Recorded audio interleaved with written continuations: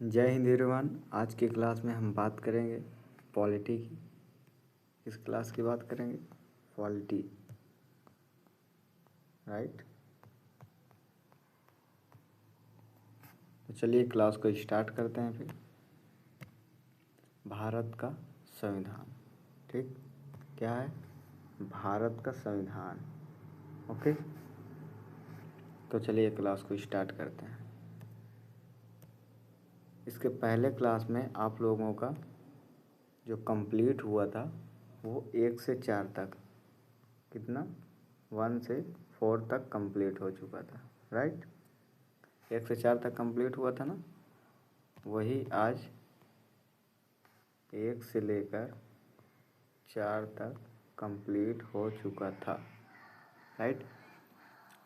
Article 1 से लेकर 4 तक तो भाग 1 कंप्लीट हो चुका था। भाग 2 की बारी है।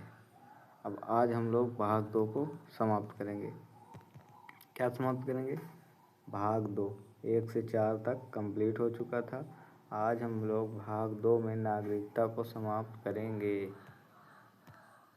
इसको समाप्त करेंगे, नागरिकता,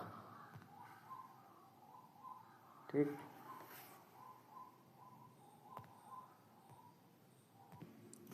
भारत में रह रहे लोगों को नागरिकता जो दी जाती है वो 5 से लेकर 11 तक, आर्टिकल 5 से लेकर 11 तक उसका वर्णन किया गया है, ठीक। भाग 2 में 5 से 11 तक वर्णन किया गया है। इसके बारे में हम लोग बात करते हैं तो अरस्तू ने नागरिकता के बारे में क्या कहा? अरस्तू ने कहा एक अच्छा नागरिक एक अच्छा राज्य बनाता है और एक बुरा नागरिक एक बुरा राज्य बनाता है। बिल्कुल बात सही है। अरस्तू ने कहा एक अच्छा नागरिक जो है वो एक अच्छा राज्य बनाता है, ठीक। और एक बुरा आदमी अगर है तो वो एक बुरा राज्य बनाएगा। ये अरस्तू जी ने कहा। किसके बारे में कहा? नागरिकता के बारे में, ठीक। यह अरस्तू ने नागरिकता के बारे में कहा था, राइट। 5 से लेकर 11 तक भाग 2 में नागरिकता दी हुई है। नेक्स्ट बात करते हैं। फिर नेक्स्ट में क्या है? एक राज्य में जनसंख्या, भूभाग, सरकार और संप्रभुता को शामिल किया जाता है। एक राज्य में कितनी चीज़ शामिल की जाती है? पहले तो हो गए पॉपुलेशन, जनसंख्या, भूभाग, जमीन, ठीक, सरकार और संप्रभुता। जनसंख्या, भूभाग, सरकार और संप्रभुता केवल 4 चीज़ों को। जनसंख्या होनी चाहिए, ठीक, जनसंख्या हो गई। इसके बाद भूभाग हो गया। दूसरा सरकार भी होनी चाहिए जो कंट्रोल करे, और संप्रभुता। तो कितनी चीज़? जनसंख्या, सरकार, संप्रभुता। जनसंख्या, सरकार, भूभाग और संप्रभुता। जनसंख्या होनी चाहिए, उनके रहने के लिए भूभाग होना चाहिए, और सरकार कंट्रोल करने के लिए हो चाहिए, और संप्रभुता होनी चाहिए, संप्रभुता होनी चाहिए, ठीक। 4 चीज़ें होनी चाहिए। तो ये राज्य के लिए ज़रूरी है। अगला बात करते हैं संवैधानिक प्रावधान भाग 2 में। ये तो अभी बता चुके हैं कि ये भाग 2 है। 5 से लेकर कितने से? 5 से लेकर 11 तक। आर्टिकल 5 से 11 तक दिया हुआ है, ये तो आपको हम बता ही दिए। आर्टिकल 5 में संविधान के प्रारंभ में नागरिकता, अर्थात संविधान लागू होने से पहले नागरिकता। इसके अनुसार संविधान के आरंभ पर ऐसा प्रत्येक व्यक्ति भारत का नागरिक होगा जिसका भारत में संविधान के लागू होने से पहले जितने भी व्यक्ति हों, क्या होगा? भारत का नागरिक होगा। जिसका भारत में अधिवास और उसके माता पिता से किसी का भारत में जन्म हुआ हो, अथवा कम से कम 5 वर्ष भारत में निवास कर रहा हो। माता पिता में से किसी का भारत में जन्म हुआ हो, अथवा वह कम से कम 5 वर्ष से। ये कब हुआ? जब नागरिकता अधिनियम लागू किया, उसके पहले की बात बताई जा रही है कि अगर आप उससे पहले से हैं तो आपको भारत की नागरिकता मिल जाएगी। ये आर्टिकल 5 में दिया हुआ है। भारत में उनके जो माता पिता हैं, अगर कोई रह रहा है तो उनके माता पिता या तो भारत में जन्म हुए या अथवा कम से कम 5 वर्ष निवास किए हों भारत में, तो उनको क्या होगा? नागरिकता कम्प्लीटली मिल जाएगी, राइट। नेक्स्ट बात करते हैं अनुच्छेद 6 भाग 5 में क्या दिया गया? अगर माता पिता का जन्म भारत में हुआ है या माता पिता 5 वर्ष रह रहे हैं कि कब, जब संविधान बना उससे पहले, ठीक। तो आपको भारत की नागरिकता मिल जाएगी। पाकिस्तान से भारत आने वाले कुछ व्यक्तियों को नागरिकता के आधार पर, पाकिस्तान से भारत आने वाले कुछ व्यक्तियों के नागरिकता के आधार पर, इसके अनुसार एक ऐसा व्यक्ति जो पाकिस्तान से भारत आया भारत का नागरिक समझा जाएगा। एक ऐसा व्यक्ति जो पाकिस्तान से भारत आया वो भारत का नागरिक समझा जाएगा यदि उसका उसके माता पिता दादी दादा नानी में से किसी का जन्म अविभाजित भारत में हुआ हो। अविभाजित भारत में माता पिता, उनके नानी नाना दादी दादा किसी का भी भारत में अगर जन्म हुआ हो, या तो वह 19 जुलाई 1948 के पूर्व भारत आकर समानता रह रहा हो, उसके पश्चात आया हो, किंतु संविधान के लागू होने के पूर्व भारत की नागरिकता के रूप में पंजीकरण करा लिया हो। किंतु भारत संविधान जब लागू हो उसके पहले भारत के नागरिकता पंजीकरण करा लिया हो, भारतीय नागरिकता के रूप में पंजीकरण करा लिया हो, तो उसे नागरिकता मिल जाएगी। कब? 19 जुलाई 1948 के अगर पहले समानता रह रहा हो, उसके माता दादी का जन्म हुआ हो, ठीक, उसके जब विभाजित हुआ उसके पहले, या तो फिर 19 जुलाई 1947 से पूर्व भारत आकर समानता रह रहा हो। 19 जुलाई 1948, आज़ादी हुई 1947। आज़ादी कब हुई? आज़ादी आज़ादी हुई आपकी 1947, और बात की जा रही 1948 की।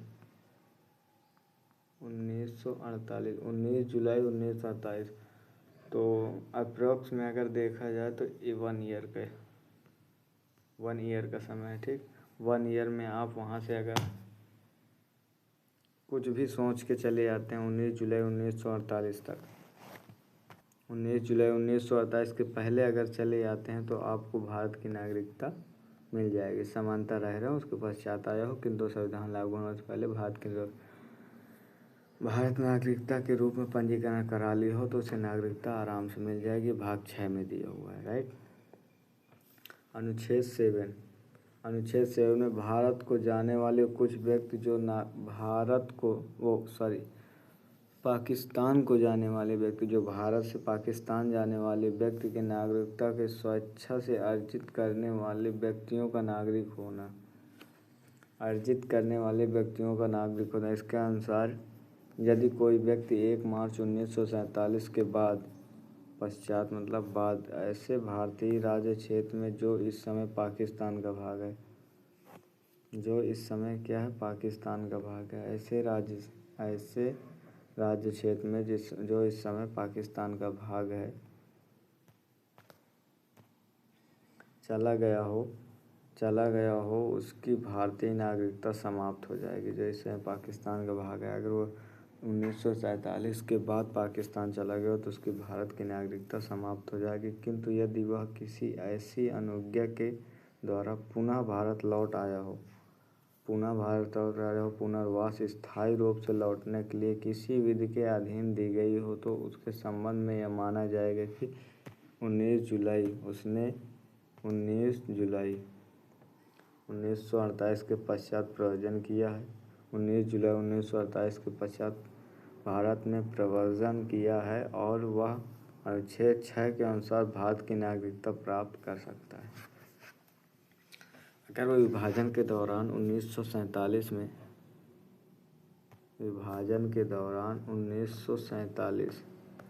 भारत छोड़कर चला गया है, ठीक, भारत छोड़कर चला गया और वो 19 जुलाई 1948 को वापस आ गया है, 19 जुलाई 1948 को वापस आ गया है, 1948 के बाद वापस आ गया है, तो और वह अनुच्छेद के अनुसार भारत की नागरिकता पा सकता है, ठीक। वो अगर पुनः वापस आ गया है तो भारत की नागरिकता पा सकता है 19 जुलाई 1948 के पहले, ठीक। 1 साल का फिट समय है, थोड़ा बड़ा अप्रोक्सीमेट में 1 साल का समय दिया गया। इसके बाद बात करते हैं अनुच्छेद 8 में क्या है? भारत के बाहर रहने वाले भारतीय उद्भवों के कुछ व्यक्तियों को नागरिकता के अधिकार। जो भारत के बाहर रह रहे हैं, सऊदी अरब यूएई में काम कर रहे हैं, वो उनके लिए दिया गया भारत के बाहर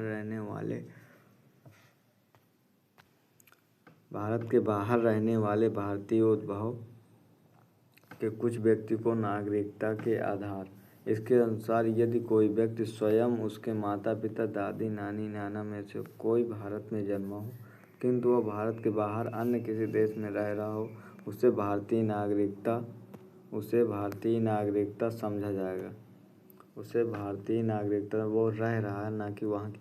अगर वहाँ की ले लिया तो फिर उसकी नागरिकता भारत की समाप्त हो जाएगी, लेकिन अगर रह रहा है तो यदि उसने संविधान के प्रारंभ के पूर्व या पश्चात उस देश के भारत राजनीतिक में नागरिकता हेतु आवेदन किया हो, प्रारंभ से पूर्व या उसके बाद देश के भारतीय राजनयिक को नागरिकता हेतु आवेदन किया हो तथा राजनयिक ने उसे भारतीय नागरिकता के रूप में रजिस्ट्रीकृत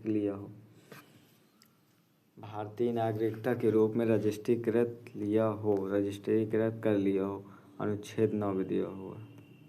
भाग 8 में फिर से पढ़ते हैं एक बार। भाग 8 में दिया, भारत के रहने वाले व्यक्ति जो उद्भव में बाहर आ जाके कोई काम किया है, ठीक, या में कोई जन्म हो भारत में, अगर उनका कोई भी जन्म हो, वो भले विदेश में रहते हों, अगर उनके घर का कोई जन्म हो, मतलब दादी नाना कुछ भी, तो वो भारत की नागरिकता ले सकते हैं। और जाएगा, उसने संविधान के प्रारंभ पूर्व पश्चात उस देश के भारतीय राजनीतिक नागरिकता हेतु आवेदन किया हो, राजनीतिक उसे आवेदन किया हो या रजिस्ट्रीकृत किया हो, तो भारत की नागरिकता समाप्त नहीं होगी, वो आराम से रख सकते हैं। इसके बाद अनुच्छेद 9 में दिया है, विदेशी राज्य में नागरिकता स्वेच्छा से अर्जित करने वाले व्यक्तियों को नागरिकता न होना। इसका मतलब है कि अगर विदेश में आप नागरिकता ले लेते तो आपके भारत की नागरिकता समाप्त हो जाएगी। सटला तो गईला, अगर विदेश की नागरिकता लिया तो यहाँ की नागरिकता समाप्त। ये इसका नियम है। अनुच्छेद 9 में क्या दिया है? सटला तो गईला, बस इतनी चीज़ याद करना है। अनुच्छेद 9 नंबर जो है उसमें सीधा काम है, बस अगर आप उधर नागरिकता लिए, किसी भी देश में नागरिकता आप लेते हैं तो भारत की नागरिकता को समाप्त कर दी जाएगी और आप भारत के नागरिक नहीं रह जाएंगे, राइट। अनुच्छेद 10 में दिया, भारत के अधिकारों का बना रहना। नागरिकता के अधिकारों को बना। नागरिकता के अधिकार किस में दिए गए हैं?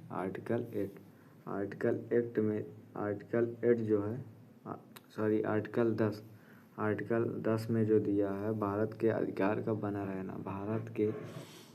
भारत के जो नागरिकता है उसके अधिकार का बना, नागरिकता के अधिकार का बना रहना। आर्टिकल 10 नागरिकता के लिए जो अधिकार बनाए गए हैं वो उसका बना रहना आर्टिकल 10 में दिया हुआ है।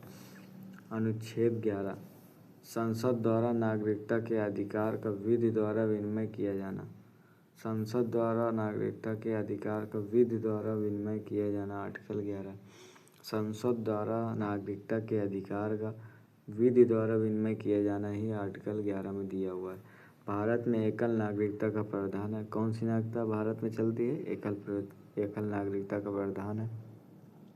भारत में कौन सी नागरिकता? एकल नागरिकता। भारत की एकल नागरिकता अर्थात भारतीय नागरिकों को एक ही नागरिकता प्राप्त है, वो है भारत नागरिकता। अर्थात जो भारतीय नागरिक हैं उनको एक ही नागरिकता प्राप्त है, उसे कहते हैं भारतीय नागरिकता। उसे क्या कहते हैं? भारतीय नागरिकता। भारत के जो लोग हैं उनको एक ही नागरिकता प्राप्त है, उसे बोलते हैं भारतीय नागरिकता, ठीक। भारत में कैसी नागरिकता है? एकल नागरिकता है। भारत में जो नागरिकता के अधिकारों को बनाता है उसे किस आर्टिकल में रखा गया? आर्टिकल 10 में रखा गया है। भारत में अधिकारों को बना रहा है। संसद जो है, संसद द्वारा नागरिकता के अधिकार का विधि द्वारा विनिमय किया गया, आर्टिकल 11 में किया गया। यह व्यवस्था इंग्लैंड के संविधान से ली गई। यह व्यवस्था इंग्लैंड के संविधान से ली गई। तो नागरिकता कहाँ से लिया गया? इंग्लैंड से लिया गया। भारत में सभी नागरिकों को पूरे देश का समान नागरिक अधिकार प्राप्त है। भारत के सभी नागरिकों को पूरे देश में समान नागरिक अधिकार सम्मिलित है या प्राप्त है। समान नागरिक अधिकार भारत में जितने भी व्यक्ति हैं उनको सभी को, व्यक्ति, मानव, इंसान जो भी हैं, सबको देश में, पूरे देश में समान नागरिकता अधिकार दिया हुआ है। ये कहाँ से लिया गया है? इंग्लैंड से लिया गया है। इसको इंग्लैंड से लिया गया है। ठीक। संविधान के अनुच्छेद 11 में यह स्पष्ट किया गया है कि संसद को नागरिकता के बारे में कानून बनाने की संपूर्ण शक्ति प्राप्त है। नागरिकता के लिए जो कानून बनाएंगे वो उसको शक्ति किसको दिया गया है? संसद की नागरिकता के बारे में कानून बनाने की संपूर्ण शक्ति प्राप्त हो। संसद नागरिकता के लिए कानून बना सकती है। संसद जो है वो नागरिकता के लिए कानून बना सकती है। अनुच्छेद 11 में दिया, अनुच्छेद 11 में दिया हुआ है कि संसद जो है वो कानून बना सकती है। संसद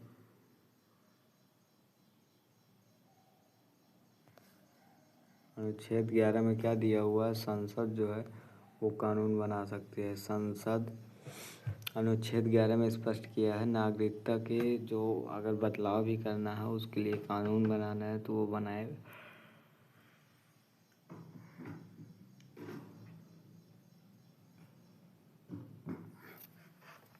अनुच्छेद 11 के अनुसार संसद में कानून बना सकता है। राइट।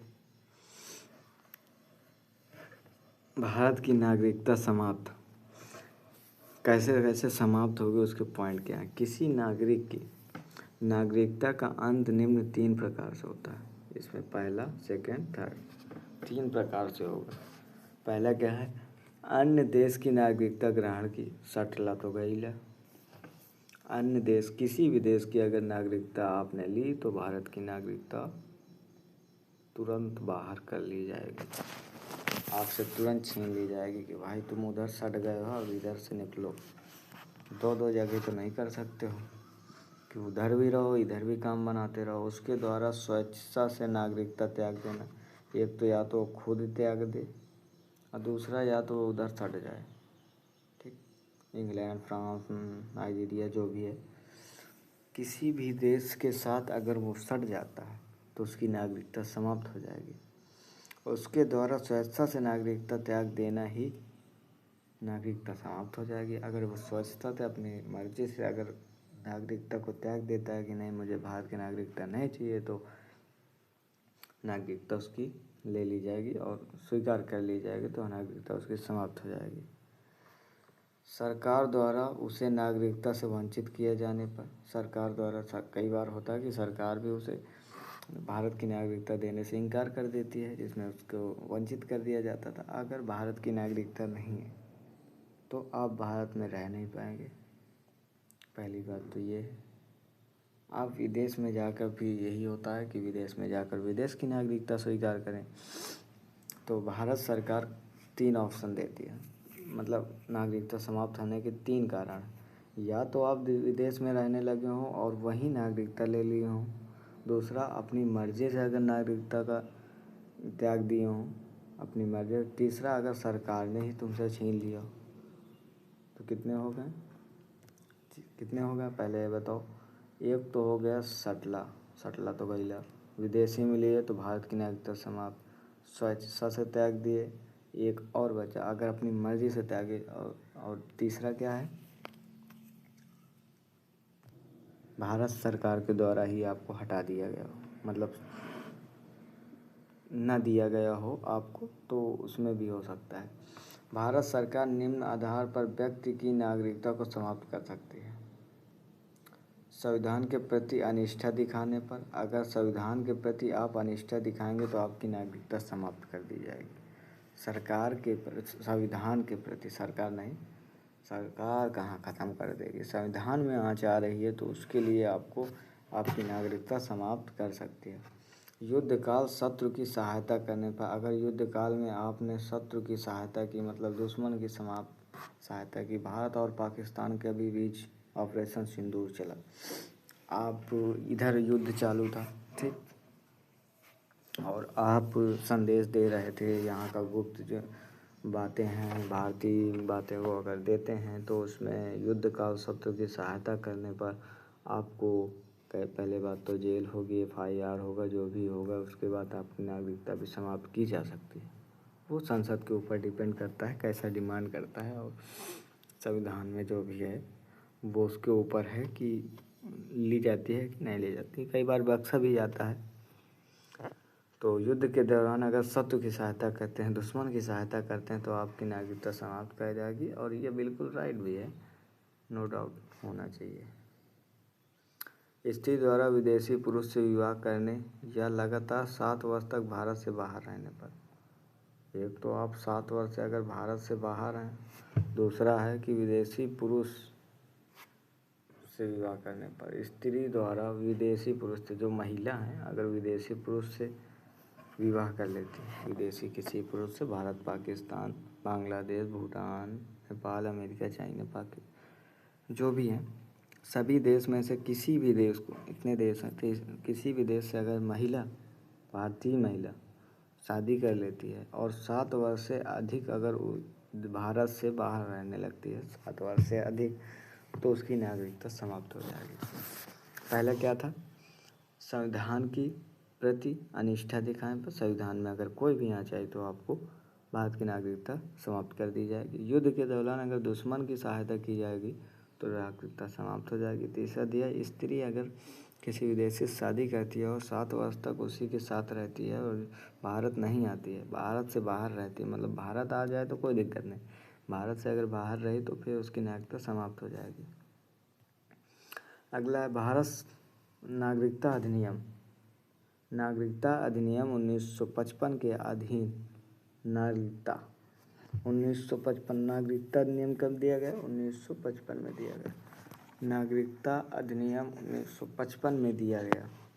अनुच्छेद 11 के तहत संसद को प्रदत्त शक्तियों के अंतर्गत संसद में 1955 भारतीय नागरिकता अधिनियम 1955 पारित किया गया।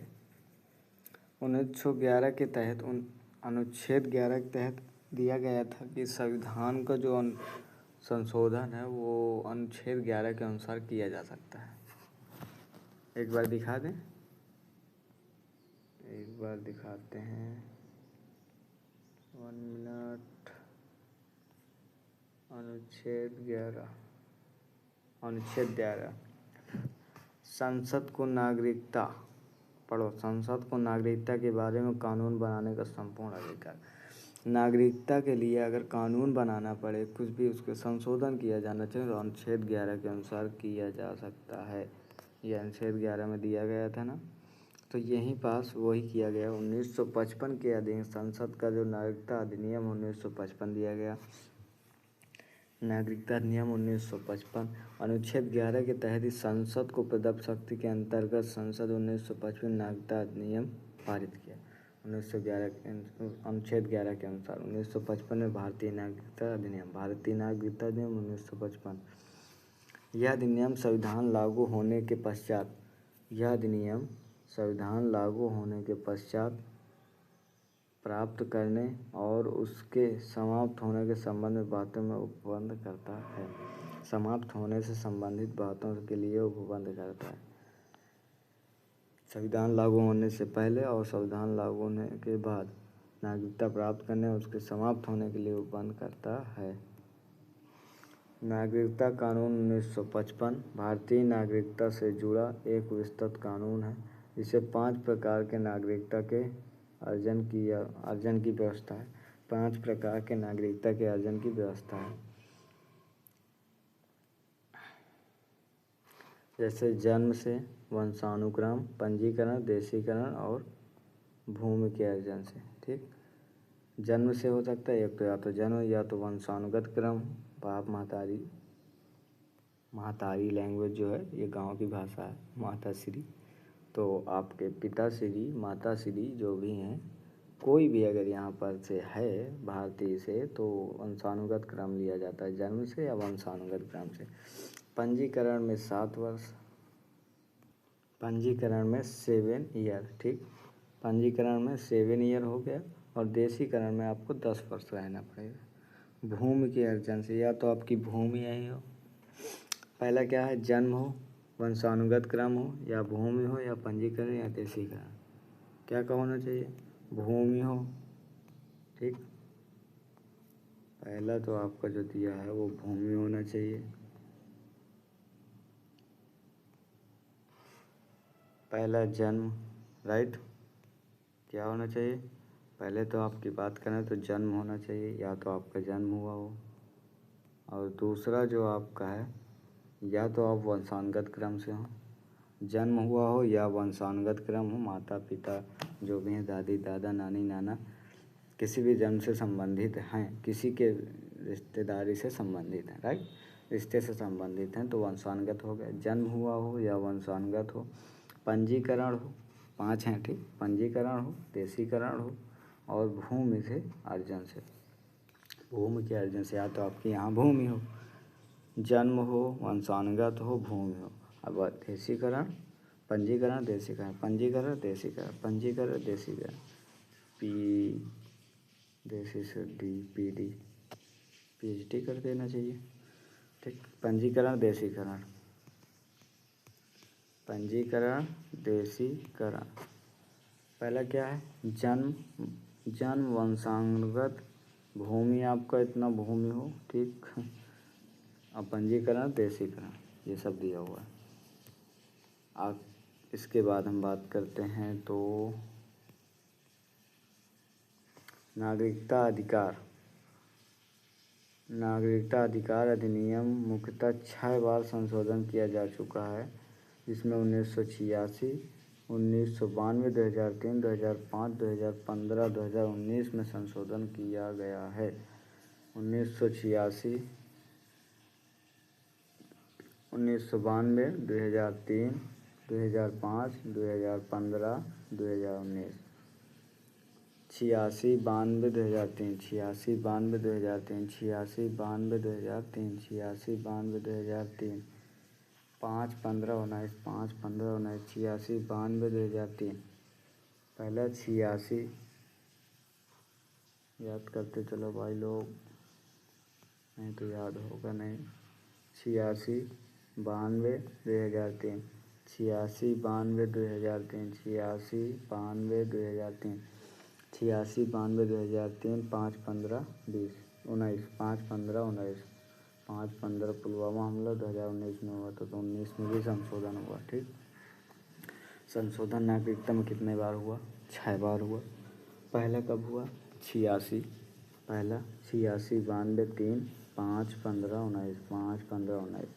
1957 में किए गए संशोधन का नाम the citizenship act amendment act, the citizenship amendment act 1957 था। उसे 27 दिसंबर 1957 को पारित किया गया था। कब किया गया, 27 दिसंबर 1957 को।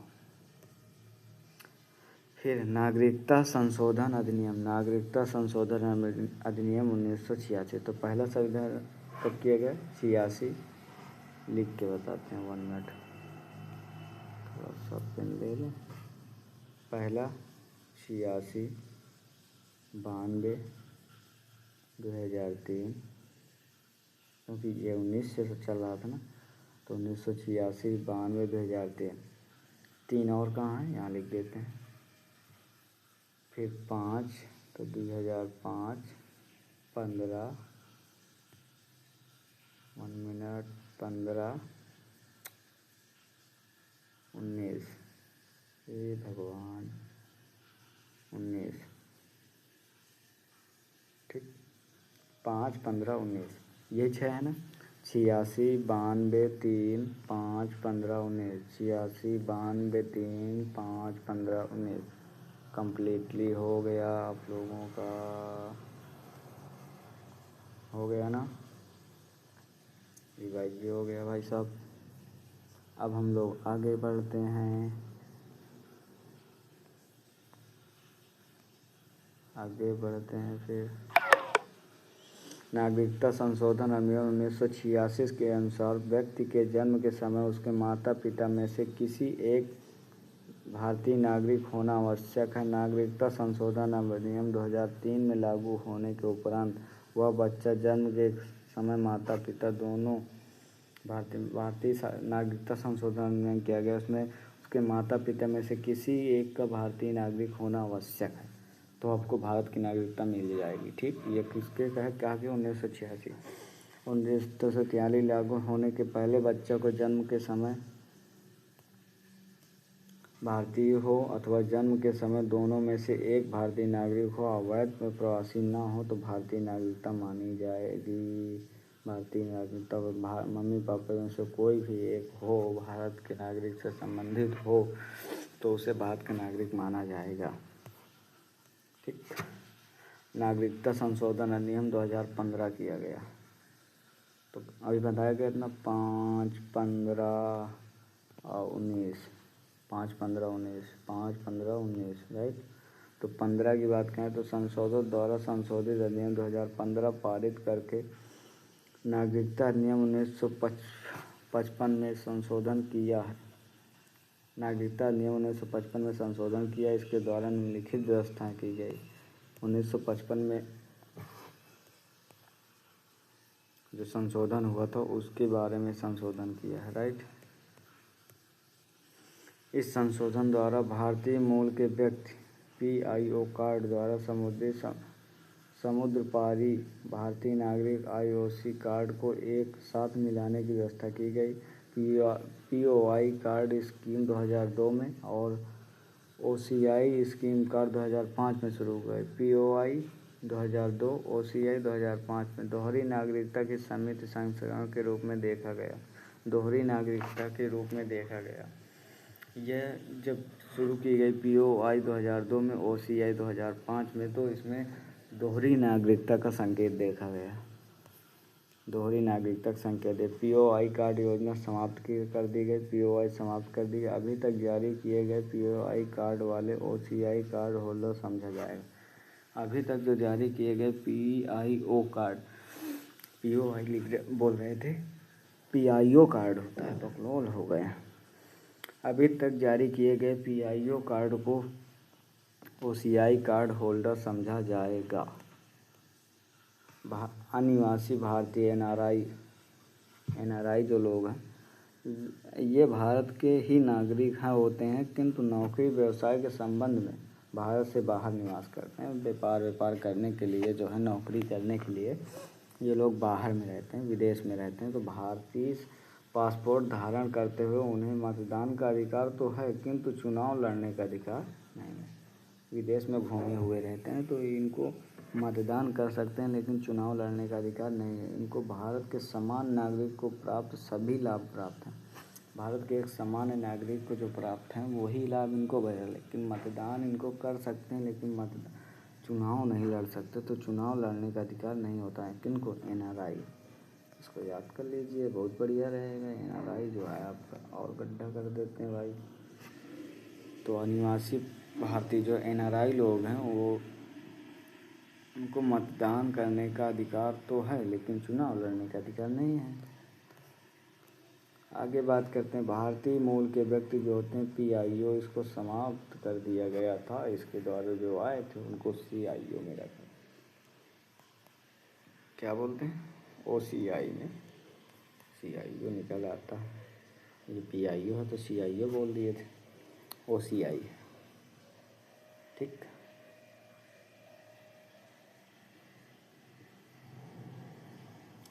भारतीय मूल के व्यक्ति PIO ये भारतीय नागरिक नहीं हैं, किंतु इनके पूर्वज भारतीय नागरिक रहे हैं। PIO में क्या है, ये भारतीय नागरिक नहीं है, लेकिन इनके जो पूर्वज हैं वो भारतीय नागरिक रहे हैं। ये विदेशी पासपोर्ट धारण करते हैं। इन्हें मत देने और चुनाव लड़ने का अधिकार नहीं है। इन्हें मत देने और चुनाव लड़ने का, PIO में जो आते हैं उनका जो है मत देने चुनाव लड़ने का दोनों का अधिकार नहीं है। और NRI जो है उसमें मत दे सकते हैं, मतदान किया जा सकता है, लेकिन चुनाव नहीं लड़ा जा सकता। PIO के तहत मत और चुनाव दोनों को अधिकार नहीं है। इनको विशेष लाभ नहीं है तथा भारत की नागरिकता के लिए आवेदन करने से पहले 7 वर्ष तक भारत में निवेश किया जाना चाहिए तथा भारत की नागरिकता के लिए आवेदन करने से पहले भारत की नागरिकता अगर आवेदन करने से पहले भारत में निवास करना जरूरी है 7 वर्ष तक तथा भारत की नागरिकता के लिए आवेदन करने से पहले भारत की अगर नागरिकता में आवेदन करना हो उससे पहले 7 वर्ष तक भारत में निवास करना जरूरी है पंजीकरण व देशीकरण के तहत। ठीक, भारत की नागरिकता के लिए आवेदन करने से पहले 7 वर्ष तक भारत में निवास करना जरूरी है। ये पीआईओ में कहा गया ये चुनाव और वोट नहीं दे सकते हैं, राइट। विदेशी भारतीय नागरिक OCI विदेशी भारतीय नागरिक हैं OCI। ये ऐसे विदेशी नागरिक हैं जो पूर्व में भारतीय नागरिक रहे या भारतीय नागरिकता प्राप्त करने की अर्हता ग्रहण करते हैं। ये ऐसे विदेशी नागरिक हैं जो पूर्व में भारतीय नागरिक रहे हैं या भारतीय नागरिकता प्राप्त करने के लिए अर्हता ग्रहण करते हैं। ठीक, या तो ये पूर्व में विदेशी भारतीय नागरिक हैं, विदेशी नागरिक जो OCI है वो पूर्व में भारतीय नागरिक रहे हैं, राइट। भारतीय नागरिकता प्राप्त करने की अर्हता ग्रहण करते हैं। इन्हें आजीवन वीज़ा की सुविधाएं उपलब्ध है। आजीवन वीज़ा की सुविधाएं उपलब्ध हैं OCI को, आजीवन वीज़ा की सब सुविधाएं उपलब्ध हैं। इन्हें भारत के संपत्ति के क्रय विक्रय का अधिकार प्राप्त है। इसमें भारत की संपत्ति जो क्रय बेची जाती है और खरीदी जाती है उनमें अधिकार इनको प्राप्त है। नोट क्या दिया हुआ है, OCI overseas citizen of India, overseas citizen of India, overseas citizen of India, overseas citizen of India, overseas citizen of India, overseas citizen of India, overseas citizen of India OCI, overseas citizen of India OCI। Bharat व बांग्लादेश, पाकिस्तान व बांग्लादेश को छोड़कर अन्य देशों के नागरिकता को दिया जा सकता है। अन्य सभी देशों की नागरिकता दिया जा सकता है। एक भारत देश और बांग्लादेश, पाकिस्तान और बांग्लादेश, इन 2 देश को छोड़कर बाकी जितने भी देश हैं सभी देशों को नागरिकता दिया जा सकता है। मगर ये 2 देश जो खचरे देश हैं मतलब ये पूर्वी बांग्लादेश जो है, ये बांग्लादेश तो अभी बना है, पूर्वी बंगाल था, पूर्वी बंगाल था। पूर्वी बंगाल जो है वो है पाकिस्तान का हिस्सा था, अभी बांग्लादेश ये फ़िलहाल में बना है। तो भारत इसमें दिया गया है कि पाकिस्तान और बांग्लादेश को छोड़कर अन्य सभी देशों की नागरिकता को दिया जा सकता है OCI के तहत। Overseas citizen of India, overseas citizen of India. नागरिकता संशोधन बिल 2016, नागरिकता संशोधन बिल 2016। यह बिल नागरिकता अधिनियम 1955 में संशोधन करता है। यह बिल OCI कार्ड होल्डरों पर प्रतिबंधों को विस्तारित करता है। यह बिल भारत के 3 पड़ोसी देशों पाकिस्तान, अफगानिस्तान, बांग्लादेश के हिंदू, सिख, ईसाई, जैन फारसी अवैध प्रवासियों को नागरिकता प्रदान करने में छूट प्रदान करता है। उपयुक्त 6 धर्मों के लोगों के लिए निवास की शर्तें दिया गया है। 11 वर्ष घटाकर 6 वर्ष कर दी गई, 11 वर्ष घटाकर 6 वर्ष कर दिया गया है। हम लोग कई सारे पेज कर दिए भाई, बहुत सारा कंप्लीट कर लिए हैं। ठीक, कितना सारा हो गया, यहाँ तक सब कंप्लीट हो गया, यहाँ तक सब कंप्लीट हो गया भाई। PIO OCI कंप्लीट हुआ। Overseas citizen of India, overseas citizen of India. भारतीय नागरिकता संशोधन बिल 2016 जो किया गया अभी फ़िलहाल का है। पाकिस्तान, अफगानिस्तान, बांग्लादेश के हिंदू, सिख, ईसाई अवैध प्रवासियों को नागरिकता प्रदान करने छूट प्रदान करता है। 6 धर्मों के लोगों निवास करने के साथ 11 वर्ष से घटा 11 वर्ष हुआ करते थे, अब 6 वर्ष कर दिया गया है, राइट। बाकी अब इसके आगे भी है, अभी धारा 6 से है, बाकी अब हम लोग जो है कल बात करेंगे फिर। टाइम हो गया बहुत ज़्यादा भाई, टाइम जो है बहुत ज़्यादा हो चुका है। क्या बोलती, thank you thank you thank you. अब मिलते हैं नेक्स्ट वीडियो में, ठीक, चलते हैं फिर। जय हिंद, जय भारत।